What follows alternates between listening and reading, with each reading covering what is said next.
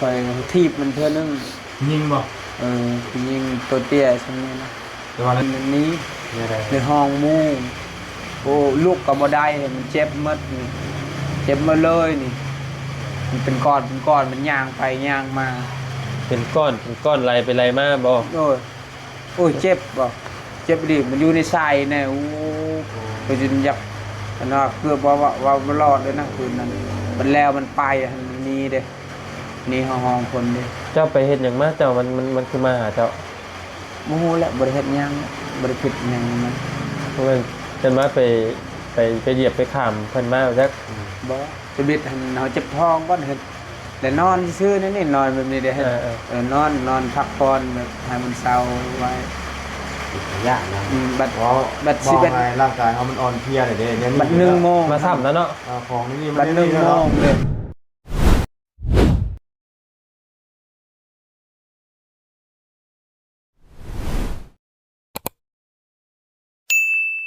กูนี่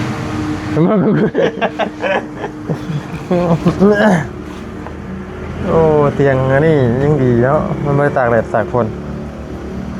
ลงมาแต่สวรรค์เลยเตียงเฮาโดดบอดี้นั่งมาเลยนะฮักกลัว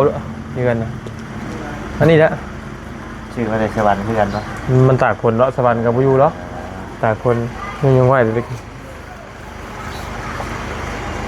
สบายดีเด้อพี่น้องสบายดีแต่สวัสดีพ่อแม่พี่น้องเบิดกุศลทุกคนพี่น้องเลยเนาะยินดีต้อนรับเข้าสู่ช่องของบ่ยาวซาแนลอีกคือเก่าพ่อแม่พี่น้องเลยเนาะเอาพี่น้องเลยมาพ่อมาเจอกับช่องของบ่ยาวในตอนนี้พี่น้องเลยทั้งบ่ยาวเองก็ยังอยู่เซโปนอีก1 มื้อเด้อพี่น้องเลยเนาะว่ามื้ออื่นก็จะเดินทางกลับแล้วเมื่อไหร่วะเมื่อนั้นเบิดเงินว่าเนาะกว่าในเบิดเงินนะมีเงินอยู่3-4 แสนนึงขึ้นมาคือกันขอเมียกับได้เจ้าอยู่ว่ามีน้ำเมียปล่อยน้ำเมียกับบ่มีบ่มันบ่ได้มันมีเด้อบ่เอากันปล่อยบ่มีคือบ่มีแล้วเด้อในเฮือนเอาพี่น้องเอ้ยทั้งบ่ยาวเองก็มาอยู่บ้านเพื่อนซ่านน้องสอนเด้อพี่น้องมื้อนี้เนาะก็บ่ได้มาโดนนานพอสมควรเนาะพี่น้องเอ้ยสำหรับเซโปนพูดถึงบ้านเพื่อนน้องสอนนี่ก็ครั้งแรกเลยนี่ที่บ่ยาวจะได้สัมภาษณ์ถ่ายทำเพิ่นนี่ก็แต่เราเกิดในอันวงการในทาง YouTube ก็บ่เคยเข้ามาถ่ายเราเพื่อเคยมาดอกยามเพื่อบ่เคยจะเคือครั้งแรกเนาะพอดีว่ามีข่าวทั้งมาบุญว่าแต่ก็ในบ่าวเสียงบอกคือว่าจันทร์ในช่วงในกลุ่มเมื่อวานนี่ถือว่าน้องสอนนี่ถือพี่ปอบเข้าว่าซั่นเนาะที่เมนเทพบ่พี่น้องเดี๋ยวไปถามเพิ่นก่อนเนาะมีแนวกันได้หยังอยู่แล้วว่าเจ้ามีหยังเนาะมีบ่จ้ะมียังยังใจเนี่ยทำความดีไว้เนาะเอาเดี๋ยวไปเบิ่งไปชมน้ำกันไปทานน้ำกันพี่น้องเอ้ยเป็นเรื่องจากสาเหตุยังเนาะให้แน่ดีขึ้นนะบ่หรือว่าจังใดเนาะพี่น้องเนาะแต่ว่าในตอนนี้ก็ฝนตกมืดมืดคืนเพิ่งผ้าหัวบ่พี่น้องเนาะอยู่ไทยตกอยู่บ่พี่น้องเอ้ยตอนนี้เนาะนายคิดแต่คิดตายตกทั่วโลกบ่หรือว่าจังใดพี่น้องเนาะหรือว่าต่างประเทศตกอยู่บ่ตอนนี้หรือว่าจังใดเนาะคอมเมนต์เข้ามาบอกให้เด้อพี่น้องเอ้ยเมืองนอกเมืองนาผู้บ่เคยไปเนาะบ่จักเลยพี่น้องเอ้ยว่าน่ารู้คนมันคือกันบ่ช่วงเดียวกันบ่หรือว่าคนละอย่างเนาะหรือว่าคนละเรือนเฮาก็บ่ฮู้ตัวนี้เนาะต่างประเทศตกฝนตกเดือนใดพี่น้องเอ้ยคอมเมนต์มาบอกเด้อพี่น้องเด้อตกเดือนเดียวกันบ่หรือว่านั่นแหละเนาะนี่ก็อเมริกาพี่น้องเอ้ยเอาในนั้นแหละพี่น้องเอ้ยก็บ่มีหยังหลายพี่น้องเอ้ยก็มีแต่ทางบรรยากาศเองก็ขึ้นมาเปลี่ยนบรรยากาศให้พี่น้องเบิ่งจักมื้อนึง2 มื้อก็แม่นกลับลงไปแล้วพี่น้องเนาะเพราะว่าอยู่ดนก็บ่ไหวพี่น้องเอ้ยเงินค้ำกำแก้วการหมู่มันเฮาก็บ่มีเนาะต้องขึ้นมาเซโปนบอกเลยว่าต้องมีงบแน่แล้วพี่น้องเอ้ยถึงสิอยู่ได้เนาะเพราะว่ามันทุกอย่างเนาะข้าวน้ำจำปากินพี่น้องเนาะห้องกับนอนเมื่อคืนนี่พี่น้องเป็นมาทหารเลี้ยงกันเลยนอนตะแคงเลยครับ มีกินพร้อมพี่น้องเมื่อคืนนี่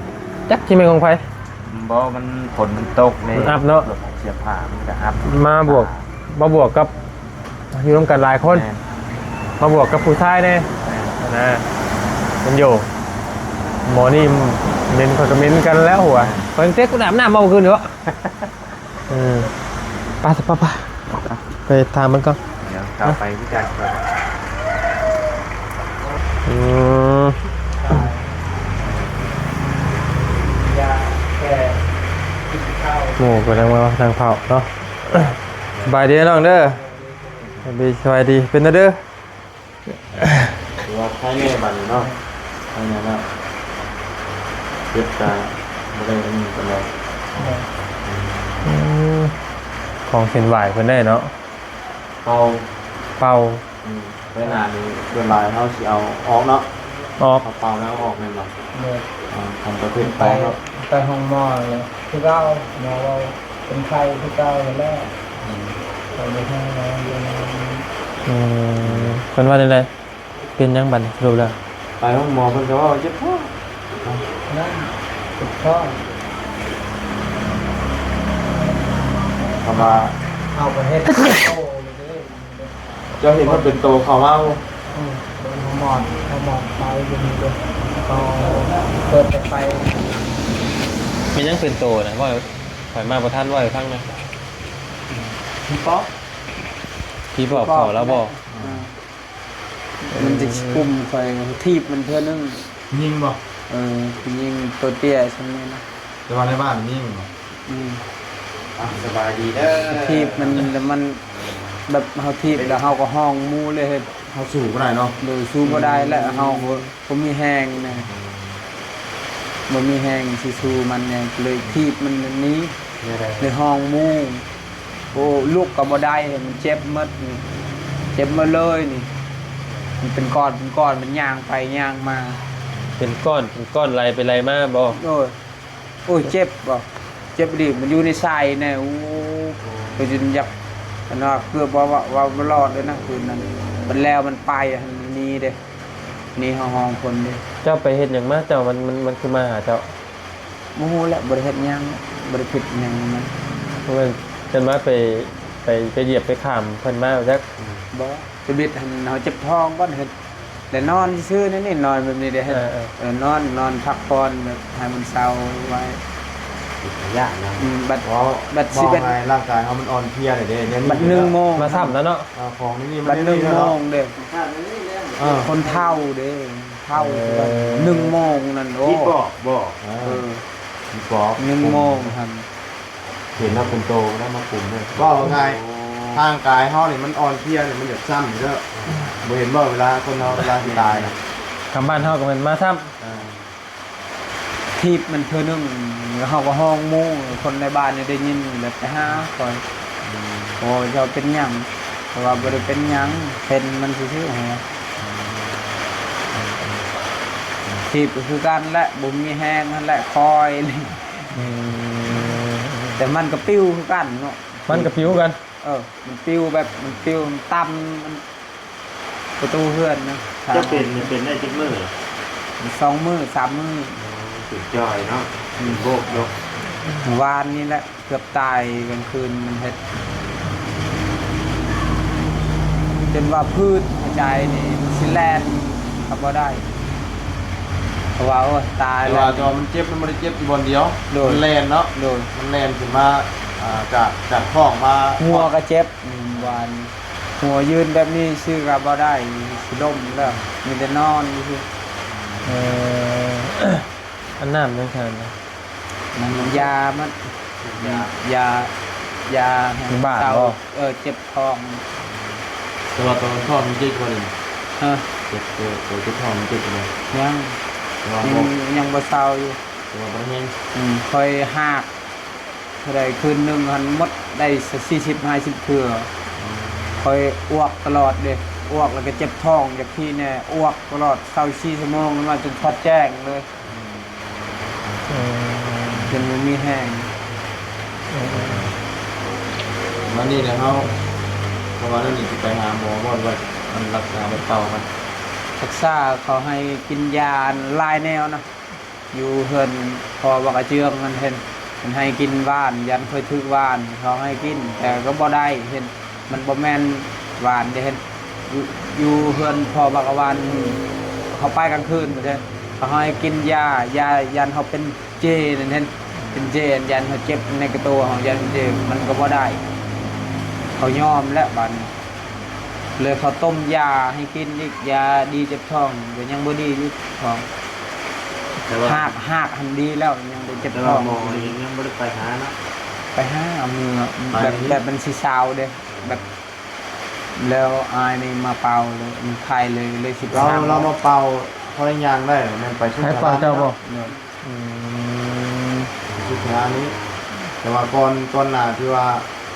ที่ไปอันชุดชรานี่คือเราเป่าเอาว่าออกแล้วเป่าอันตัวอันมันอัดแน่นนะ เนี่ยอันบริเป่ามันอัดแน่นสุ่มสลมจะตายแล้วบรอดแล้ว มันลุกไม่ได้นะปีนห้องเจ็บโอ้โห แต่ว่าไปชุดชราเพิ่นบ่ได้ว่าเป็นหยังบ่ เพราะว่ามันจะเจ็บท้องชื่อๆเท่านั้นแหละหัวก็เว้นมดชิ้ย่างก็บ่ได้ในวันนี้อย่างคล้ายๆนะข้าวก็บ่ได้กินมดสามมื้อเลยสี่มื้อนี้กินข้าวคำหนึ่งสองคำแบบมันคล้ายๆฮะ มันได้กินได้หลายอยู่บ่ บ่เวลากินหน่อยเดียวกินข้าวมันบ่แซ่บ ไม่เชื่อแล้วเมื่อยแล้วพอหัก ก็คือโอ้บ่รอดแล้วคืนนี้โอ้เจ็บนี่ว่าเฮ็ดหยังก็บ่ได้เลยนะ อืม แต่เบ็ดแบบมันมาเบิ่งเห็นแต่เบ็ดหันแต่เบ็ดเลยไปเจ็บท้องซื่อบ่เป็นหยังนะแล้วบัดเห็นมันนั่นข่อยที่มันย่างมาหาข่อยเห็น บีบคอเลย คนเฒ่าคือกันนะคือทีบมันตามอยู่นั่นมันสิย่างมาเด็กมันคอยตาบ่ได้รับได้เจ็บท้องตาบ่ได้รับย่าง น้ำ มา โตเลยเนาะ โตมันบ่แม่นโตคนแบบคือเฮาเห็นหมดหน้าตามันเป็นหมู่ซื่อ เป็นโม ๆคือทีบมันทีบคือเฮาทีบคนนี่คือกันแหละถึกหน้าอกมันนี่มันเฮ็ด ถีบเลย ทีบนั่นแหละมันเข้ามาแล้วมันก็ตายนะโหเขาขึ้นบ่รอดแล้วนี่มันวิทย์นั่นโลมันเฮ็ดแล้วแหละมันเจ็บนี่ จักอยู่ว่าไผ ฮะ จักอยู่ว่าเป็นไผ จักแล้ว เดี๋ยวมาบ้านก็ร้ายเนาะร้าย แม่คอยแม่คอยผู้เสียกันแนวนี้แหละแม่คอยผู้เสีย มาหา ก็ บอกมาหาเจ้าซี่เรียนเช้าเขา ได้แล้วอยู่เทพโพนได้แห่งหลายเครื่องของพี่ เฮ็ น้ ด อง แห้งเลย แห่งได้เครื่องของเทพโพน อันนี้ของทั้งหลายอยู่ที่นี่เนาะทั้งหลายว้าคนหลาย ก็มันยานคือกันกูจะเป็นมอหยังยานคือกันลบหยอกกับมัน ก็คือว่าใครแน่ๆเนาะ เด้อ มาเตาเนาะ เป็นต้มเชื่ออีกแบบหนึงพี่น้องเนาะเออ แล้วหักชาถือทั้งนี้กับเมียทั้งนี้มองไทยทั้งนี้เลยทั้งดีทั้งนี้เป็นบ้านก็รับ ยังแต่บ่มีแห้งนี่แหละมอว่าเอ้ยทำตัวเศร้าก่อนเลยจึงไปส่งสโลมิดจะมือใดมันสิเศร้ามันเศร้า เช้าอย่างไปใส่สโลมเนาะ เราว่าเราบอกให้ไป ใส่ ใส่สโล ตัว ม นี้ทั้งหมอมันก็บ่กล้าใส่ให้เนาะ เด้อมันมดแห้งเลยเด้อ อย่างมันคิดเลยยังมันคิดแต่ว่าเอาเขามองนะเขาเสือทั้งนี้เขาก็รักษาทั้งนี้ก่อน ตามที่เพื่อนว่ามากกันมาคนจุดเครื่องทำให้ไปฉีดยานี่คิดเนาะ ดูตายแล้ว เครื่องก็ตายได้แล้ว เลือดมันขึ้นมาเลยมันขึ้นตามใส่เลย ใช่มันเมียนที่นี่ไปข้างนั้นมันคิดตัวบอกตามเงินบ้ามากนะได้ยินผู้ใหญ่คนบ้า โอ้บ้านบ่ไรข้างหลายแล้วบ่ไร ฮะ หลายว่าบ้าน บ้าน จ้ะ เปิดกับบ้านเจ้าแต่ว่า บ่อันทำอย่างนะ ตรงนี้เนาะ เจ้าหน้าก็กับผู้นั่นเพิ่นมีเบิดอยู่บ้านไหนมีเบิดเนาะแต่เขา มีแต่มีมา พี่นุ้ยไหม บ่มีอยู่บ้านได้ดอกบ่มี พี่นุ้ยเห็นคนมารวมกลุ่มกันหลายเนาะอยู่บ้าน มัดบางเทื่อก็รุ่นแบบบ่อยากโงกหน้าออกตาก็ซื้อแบบสินงัวสินหยังเห็นดิบนะไปกินอยู่เฮือนเองก็มีมัดเขาไปอยากออกหูออกตาเด้เห็นว่าโอ้เพื่อนเขาห่างเขามีแล้วเห็นซื้อสินมากินเองก็ได้แต่ผู้ที่บ่มีก็เขาเอากินคนนี่นะ เวลานั่งนั่นนี่ก็บริเจ็บบ ริเช็คเมื่อวานนี่นั่งแบบนี้โอ้คือมันสิหักหมดเลยพี่โตแบบมันจะยังนะอันนี้ก็เจ็บหมดนี่มันเจ็บหมด ขาจุ่มดิลงเนาะ มันรูดลงเด้ เพราะตอนเจ้าบ่ได้เป็นอย่างบ่ได้ลงให้มันจริง มาตกลง ผมเลยบ่ได้เจอตอนนี้จริง มาเข้าหมดเลยแล้วลง เพราะก่อนสิเจ็บท้องนะก่อนสิเป็นบ่ได้จอยมันนี่จริง ร้อยเลยไม่เดียวนั่นมันเป็นเจ็บมันนักมันเรื่องเลยเป็นเจ็บเป็นเจ็บอย่างที่เลย บาปลงนอนเนาะ รอของเราเจ็บท้องลงไว้แล้วลงไว้เฮาบ่ได้นอน ลงไว้ได้เจ็บท้องอ่ะหน้าตาลงไว้เพียง มีแต่เจ็บท้องสื่อท้ายเนี่ยมีคากหมดคืนเลยจนสอดแจ้ง เฮาบ่ได้นอนเด้ อืม ลงไว้เฮาบ่ได้นอนมันไม่นอนหรือบ่ลงเลย ปวกตลอดเลย อาเจียนที่เราไปช่วยอะไรกันเนาะอาเจียนออก อันนี้ยาที่บอก โดย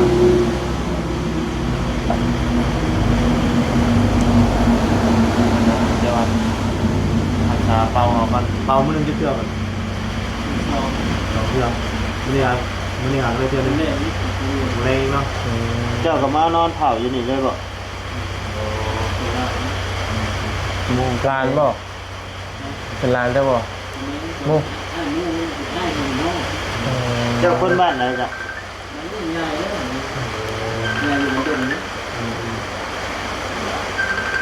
หมู่กันเด้คนเพิ่นมันยากแล้วค่อยสิไปเป่าแบบนี้นะไปซอยเฮานั่น ส่วนนายหมอเป่ายังนุ่มยังแน่นอยู่เพื่อนยัง มันญาติบ่ หมอเขียวยังคมอยู่มีเกาะอีกอย่างยาก บริตีนั่นแล้วมีเครื่องก็ตายคือเก่าแล้ว เฮาเพียนใหม่ๆเด้เฮายังเขียวยังคมอยู่ทำมาหมอเป่าผู้เฒ่าแล้วนี่มันโบย่านแล้วเขียวผู้แล้ว มันบริตีนั่น เขาเลยยินคนว่าเลย เห็นบ่บ่ เนาะ ใช่เลยได้ยินจะบ่เนี่ย หายชีวิตเยอะ ว่าผมเชื่อถามเมื่อเหรอ แม่นบ่ เห็นบ่ เยอะขึ้นไป หมอเป่ารุ่นใหม่ได้นี่ ทำมาอันว่าเก่าๆแล้วเพื่อนว่ามันเขียวผมมีคมเหมือน เขียว ไล่ได้ไหน เขียวร้อนแล้วเนาะ เขียวร้อนเขียวยังไง เขาสบายเขายังก็กินหมัดเขาหมอเปล่าเขาบ่คือเขาได้คลำทุกอย่างสบาย คือเพิ่นมาเป่านี่เจ้ากับคณะบ่ เฮานี่แหละคลำเฮาเป็นผู้เขาเป่า กินยังไง มันกินยังได้หมัดสบาย มันจะเป่า เฮาคลำแล้วมันเป่าเขา กินยังไงเนี่ยถึง เพิ่นให้กดหยังเพิ่นบ่ให้กินหยัง มาให้กินแต่เครื่องเน่าเนาะชมก็กินได้เนาะ เพิ่นบ่ให้กินของเน่า โดย กระแดงนะ แดะยังนี่แหละกินบ่ได้ เถอใครอยู่บ่ให้กินของเน่า มีอันหม้อพื้นอันส้มก็กินบ่ได้ แบบยังก็กินบ่ได้นะบางเทื่อก็หม้อแบบนั้นน่ะมักเป็ดก็กินบ่ได้ มันเครื่องแต่ละอันคณะหมูอย่างนี้ เขาแบบเขาเป่าเฮาเด้โตบ่ได้ฟังจังได๋ก็ป่วยกว่านั้นอีกตัวเจ็บ เนาะดีจะเศร้า มันเทื่อก็แบบหม้อนั้นเครื่องข้าวก็กินบ่ได้เครื่องข้าวแบบผักบ่ทันผักโบผักหยังผักเทียมกินบ่ได้คันหม้ออย่างอื่นนี่มีแต่เฮาหั่นแหละคลำมันสิบ่ได้คลำเว้ยมัน เป็นแต่แผลดำช่วยที่กัน เออ มันก็มีบางอย่างเนาะ มันบ่ได้กิน ยังกินหมดนะงูยังกินหมดเขาเอาเครื่องคลำหั่นมันกินก้อน ส คือ บา ต่อย เทียนคนฮักคอยไปเป้านะอันผู้เป้ากับ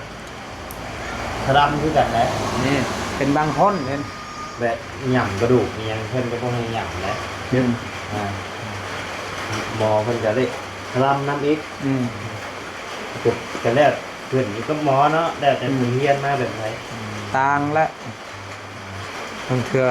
ผู้คนเขาให้คลองเลยบางเทื่อผู้เคยเฮียนสื่อๆมันคล่ำคือกัน แมวมาเป็ดไก่คล่ำบางเทื่อมันก็คล่ำนะเดือนหนึ่งเฮียนมาเดือนหนึ่งหันได้คลองเลยมันต่างกัน เจ้าก็เรียนมาจาก บ่ละคอยมีแต่เพิ่งโง่คอยเฮียนแต่คอยว่าได้ยักตายแล้วนี่เกือบตายแหละ มีกองมีอันนั้นยังบ่กลุ่มแล้วเนาะ โดย อย่าว่าไอ้แบบของเฮาสู่เพิ่นบ่ได้เลยบ่ได้เนาะ โอ้มันแห้งกว่ายางอีกมันบ่แม่นคนว่ะ เป็นผีเนาะ ให้แนะนำอยู่เนาะมีตัวเป่าไปเรื่อยๆกันเนาะมาอันนั้นมันไปในโซโล่เอาง่ายๆเนาะแต่ตัวท้องเขาถือว่าเริ่มใช้ในละบอเลยนั่นปานไหนแล้ว ยังแต่เจ็บท้องนี่หักมันดีแล้ว เจ็บแบบบุ้มเหมือนบ่ โดยขี้ก็บ่ได้ไล่จะขี้ตลอด ทุกช่องตัวบริยิ่งแต่เราคุยกันในที่นั้นเจ็บท้องท้ายมันนี่เนาะแต่ว่านี่ผมเป็นเจ็บท้องท้าย ทั้งเจ็บท้องถ่ายและทั้งหักเนี่ยหักตลอด ได้ยินว่าเชียงว่ามีโตยังแล่นต้นน้ำโตมุดอยู่นี่ได้หรอ หมุนยุ่ย มันแรง คือเห็นรถมันไป แบบมันขึ้นนุ่นๆแล่นไปเด้อบ่ โดยแบบนั้นเลย อย่างเนาะก็เคยเห็นแต่ในหนังแล้วครับ ตัวจริงมันก็มีมันเพื่อกว่านั้นก็มี